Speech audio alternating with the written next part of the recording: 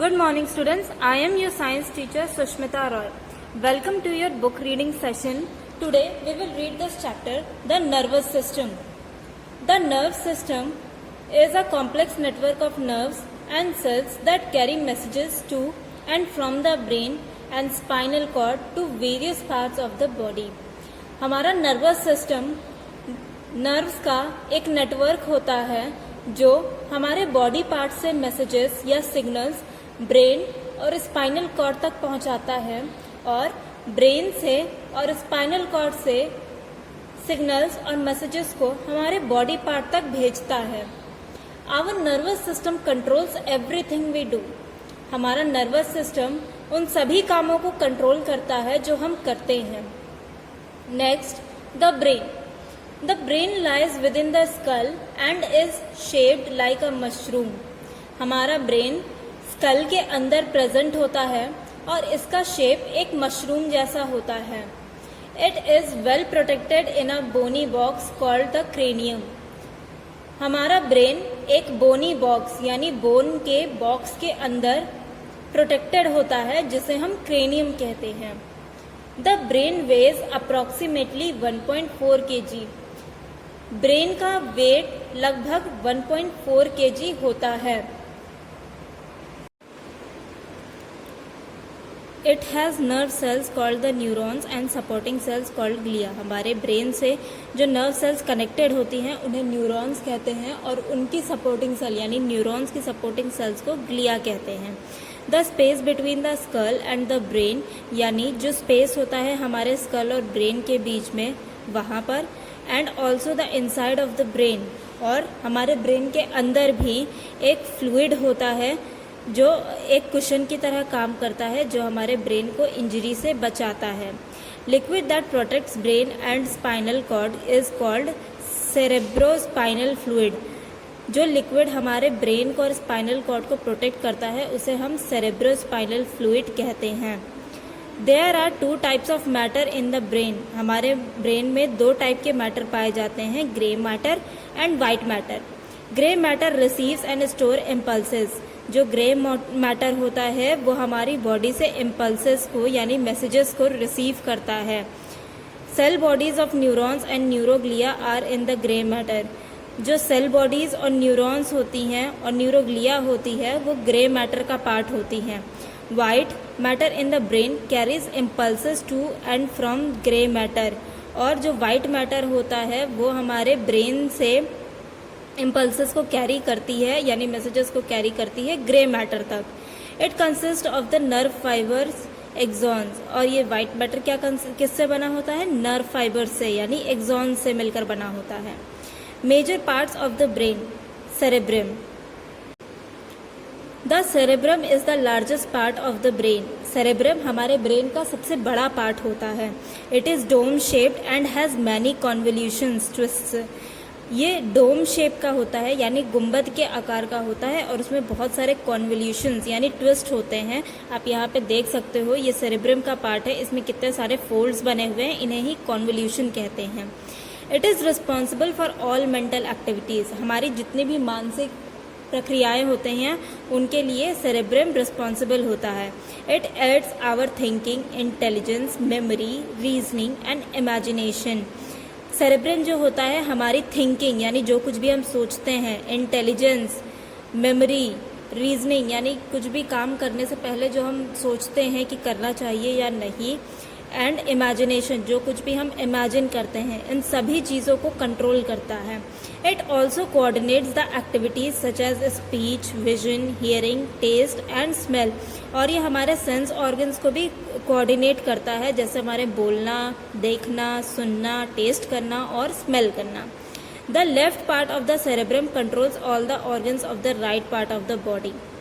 जो हमारा सेरेब्रम का लेफ्ट पार्ट होता है वो हमारे राइट साइड के बॉडी पार्ट्स को कंट्रोल करता है एंड वाइस वर्सा यानी जो राइट साइड का पार्ट होता है सेरेब्रम का वो हमारे बॉडी के लेफ्ट पार्ट को कंट्रोल करता है. Cerebrum is also called the fore brain. Cerebrum को हम फोर ब्रेन भी कहते हैं. Next is cerebellum. The cerebellum lies behind the cerebrum. जो सेरेबेलम होता है वो सेरेब्रम के पीछे होता है, नीचे प्रेजेंट होता है। It controls the working of our muscles, ये हमारे मसल्स को कंट्रोल करने का काम करता है। It is helpful in keeping the balance of our body, और ये हमारे बॉडी को बैलेंस बनाने में भी मदद करता है। It sends all impulses that come from the organs of the back part of the body to the cerebrum, ये हमारे बैक साइड के बॉडी से जो भी मैसेजेस आते हैं उन्हें सेरेब्रम तक भेजने का काम करता है। Cerebellum is also called the mid brain, हम सेरेबेलम को मिड ब्रेन भी कह सकते हैं। Next is medulla oblongata, the brain stem also called medulla oblongata. Cerebellum के नीचे एक येलो कलर के स्टेम जैसा होता है जिसे हम मेड्यूला ऑब्लोंगेटा या ब्रेन स्टेम कहते हैं। It lies below the cerebellum, ये सेरेबेलम के नीचे प्रेजेंट होता है। It works all the 24 hours, ये दिन में 24 घंटे काम करता है। It is called vital knot because it controls the heart beat, the breathing movements and the work of many internal organs. इसे वाइटल नॉट भी कहते हैं क्योंकि ये हमारे हार्ट बीट, ब्रीदिंग मूवमेंट्स यानी सांस लेना और छोड़ना, and the work of many internal organs यानी बहुत सारे इंटरनल ऑर्गन्स के वर्क को कंट्रोल करता है। It serves as a conductor of impulses between the brain and the spinal cord, ये हमारे ब्रेन और स्पाइनल कॉर्ड तक इम्पल्सेस यानी मैसेजेस को पहुंचाने का काम करता है। If medulla oblongata is injured, the heart and the lungs stop working and death follows instantaneously. अगर मेडुला ऑब्लोंगेटा पर कोई चोट लग जाती है या मेडुला ऑब्लोंगेटा इंजर्ड हो जाता है तो हमारा हार्ट और लंग तुरंत काम करना बंद कर देगा और हमारी तुरंत ही डेथ हो सकती है। Medulla oblongata is also called the hind brain, medulla oblongata को हिंड ब्रेन भी कहा जाता है। Next is the spinal cord. The spinal cord, a long white tubular structure, is the continuation of the medulla oblongata. हमारे medulla oblongata से ही आगे हमारी spinal cord connected होती है। ये एक वाइट ट्यूबुलर स्ट्रक्चर यानी वाइट ट्यूब जैसा स्ट्रक्चर होता है जो हमारे वर्टिबल कॉलम मतलब स्पाइन के अंदर प्रेजेंट होता है। It relays information between the brain and various parts of the body. जो स्पाइनल कॉर्ड होता है वह हमारे ब्रेन और वेरियस पार्ट ऑफ बॉडी मतलब बॉडी के डिफरेंट पार्ट्स के बीच में मैसेजेस पहुंचाने का काम करता है। It also controls the fast responses to stimuli और रिफ्लेक्स एक्शन। ये स्टिमुलाई और रिफ्लेक्स एक्शन के रिस्पॉन्स को भी कंट्रोल करता है। Next is reflex action. एक रिफ्लेक्स एक्शन किसी स्टिमुलाई के प्रेजेंट होने पर बहुत क्विक रिस्पॉन्स होता है। इसमें हमारा नर्वस सिस्टम इन्वॉल्व होता है लेकिन ये हमारे ब्रेन के पास तक नहीं पहुंचता। इसका रिस्पॉन्स हमारे स्पाइनल कॉर्ड से ही बॉडी पार्ट तक सेंड कर दिया जाता है। Receptors are the group of specialised cells. Receptors specialised cell यानी स्पेशल टाइप ऑफ सेल्स का ग्रुप होता है। They can detect changes in the environment which are called stimuli. ये हमारे आसपास होने वाले चेंजेस को महसूस कर सकते हैं और जिन्हें हम स्टिमुलाई कहते हैं।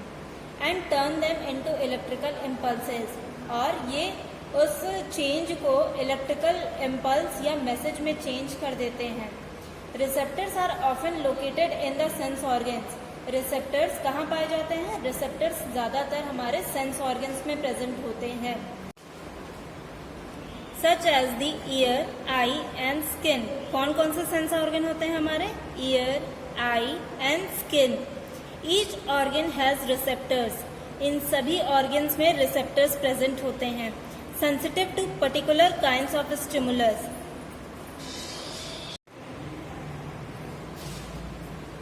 Each organ has receptors sensitive to particular kinds of stimulus. Her organ में रिसेप्टर्स प्रेजेंट होते हैं जो डिफरेंट या किसी स्पेशल काइंड ऑफ स्टिमुलस को महसूस कर सकते हैं। Next is effectors. An effector is an part of the body that produces the response. जब हमारी बॉडी को कोई स्टिमुलस मिलता है तो हमारी बॉडी उसके लिए रिस्पॉन्स करती है। इफेक्टर का काम होता है उस पर्टिकुलर बॉडी पार्ट को मूव करना। When a receptor is stimulated, it sends a signal to the central nervous system where the brain coordinates the response. जब हमारी बॉडी को स्टिमुलस को रिसीव करती है तब इफेक्टर्स सिग्नल भेजते हैं सेंट्रल नर्वस सिस्टम को, जहां ब्रेन कोऑर्डिनेट करता है हमारे बॉडी पार्ट्स के साथ और रिस्पॉन्स भेजता है। But sometimes a very quick response is needed, लेकिन कभी कभी बहुत क्विक रिस्पॉन्स की ज़रूरत होती है, one that does not need the involvement of the brain, और इनमें ब्रेन के इन्वॉल्वमेंट की ज़रूरत नहीं होती है। इसे ही हम रिफ्लेक्स एक्शन कहते हैं। फॉर एग्जाम्पल, मान लीजिए आपकी स्किन में हमने कोई पिन चुभाई, तो वो पिन क्या है, एक आउटर एनवायरनमेंट में चेंज है, ठीक है, उसे हम स्टिमुलस कहेंगे। उसे हमारी स्किन रिसेप्टर के थ्रू हमारे नर्व सिस्टम तक भेजेगी। ये बहुत क्विक रिस्पॉन्स होता है कि हमें पेन हो रहा है और हमारे हाथ को मूव करने की ज़रूरत है, तो ये नर्वस सिस्टम हमारे ब्रेन तक सिग्नल नहीं भेजेगा, बल्कि रिसेप्टर्स हमारे स्पाइनल कॉर्ड तक ही मैसेज भेजेंगे और स्पाइनल कॉर्ड से ही तुरंत हमारे इफेक्टर मसल यानी हाथ के मसल को रिस्पॉन्ड जाएगा कि हमें वहाँ से हटना है उस पेन से बचने के लिए। Reflex action are rapid and happen without our thinking. Reflex action बहुत क्विक होते हैं और बिना हमारे सोचे होते हैं। For example, you would pull your hand away from a hot flame without thinking about it. अगर आपका हाथ गलती से किसी आग वाली जगह पर चला जाए या कोई गर्म चीज़ छू ले, तो आप बिना सोचे तुरंत अपना हाथ हटाएंगे। The figure below allows you to step through each stage of the reflex arc. This is what happens. समझ लीजिए, यहाँ आपके हाथ को फ्लेम फील हो रही है, तो तुरंत यहाँ से आपके रिसेप्टर्स नर्वस सिस्टम से होते हुए आपके स्पाइनल कॉर्ड को सिग्नल भेजेंगे कि हाथ जल रहा है, और फिर इफेक्टर्स को सिग्नल भेजा जाएगा कि हाथ को हटाना है। यहाँ की मसल्स को मैसेज जाएगा कि हाथ को हटाना है। इसमें 3 तरह की नर्व्स प्रेजेंट होती हैं, motor neuron, sensory neuron and relay neuron.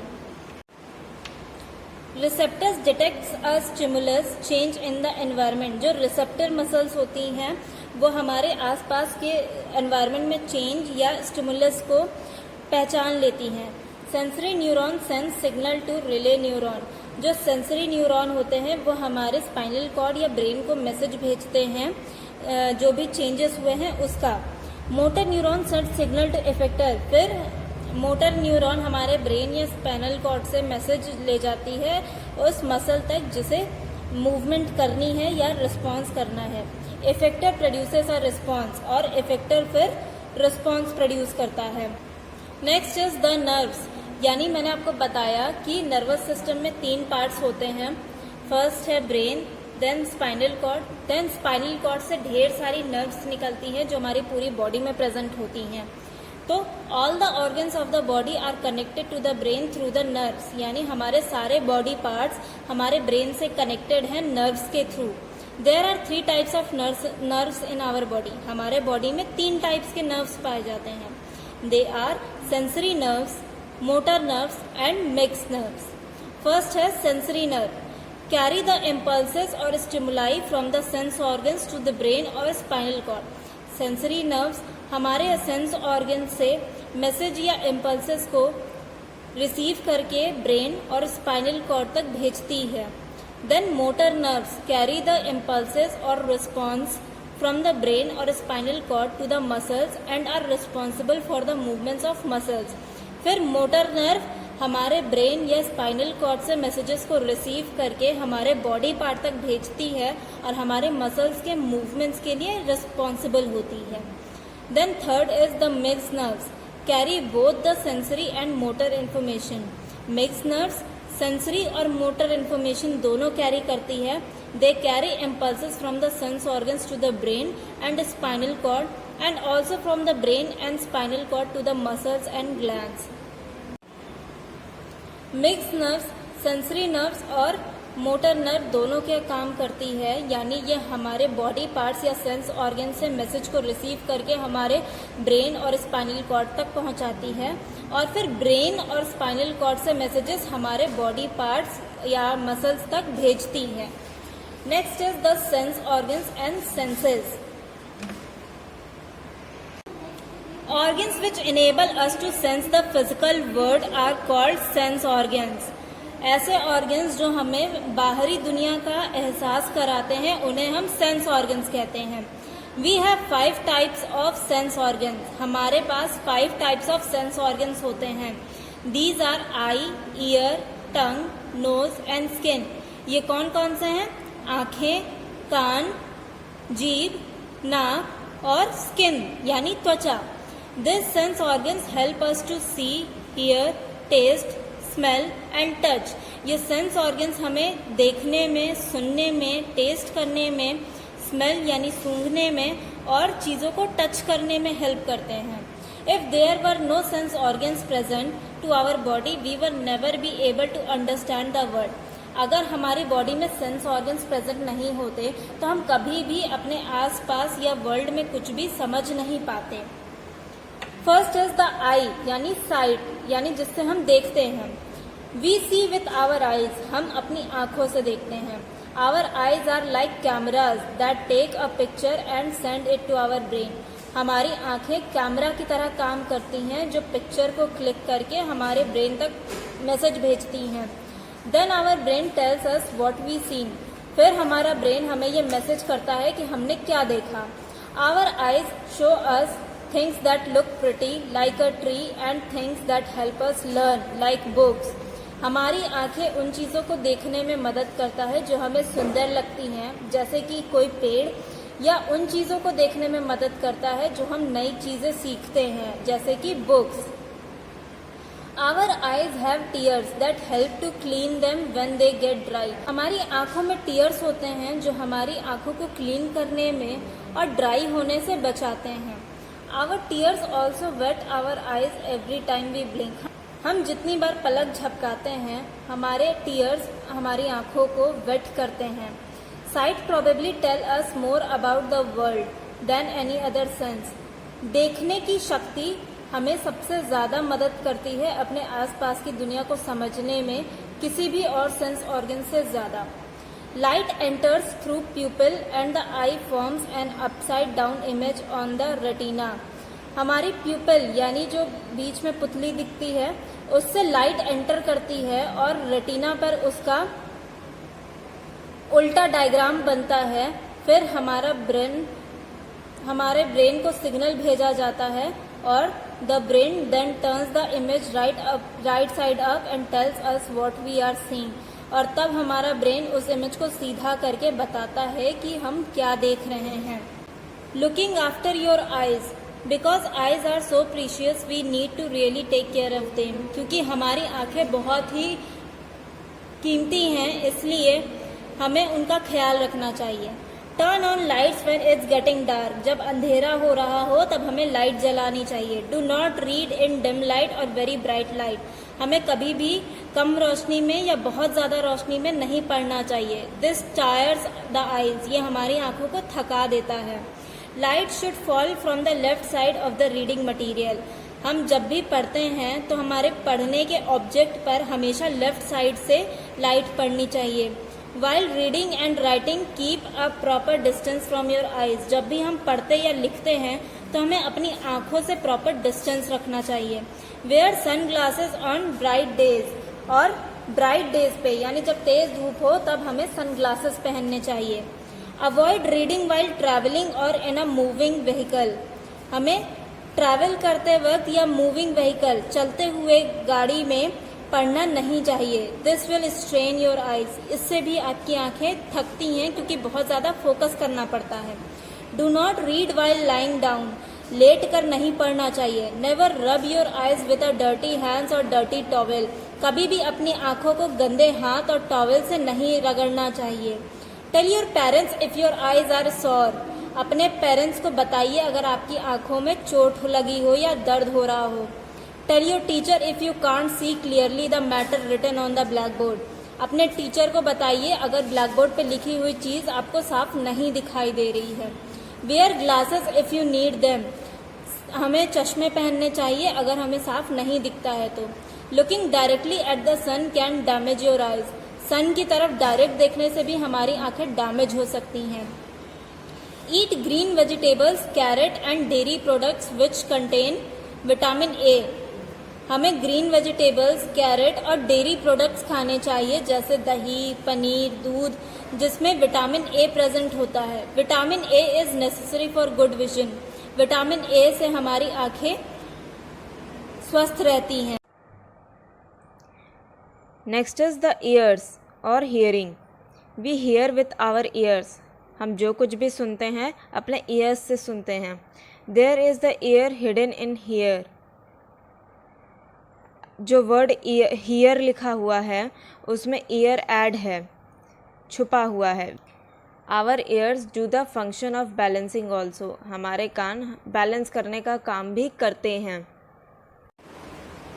Every sound we hear is the result of sound waves entering our ears and causing our eardrums to vibrate. हम कोई भी साउंड सुनते हैं वो साउंड वेव्स का result होती है जो हमारे ईयर्स में एंटर करती है और हमारे ईयर ड्रम से टकराती है।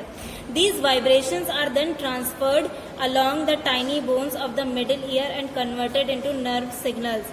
फिर ये सिग्नल्स या वाइब्रेशंस हमारे टाइनी बोन से गुजरते हुए नर्व सिग्नल्स में कन्वर्ट हो जाते हैं और फिर the cortex then process this signals telling us what we are hearing. फिर हमारे कॉर्टेक्स बताते हैं कि हमने क्या सुना।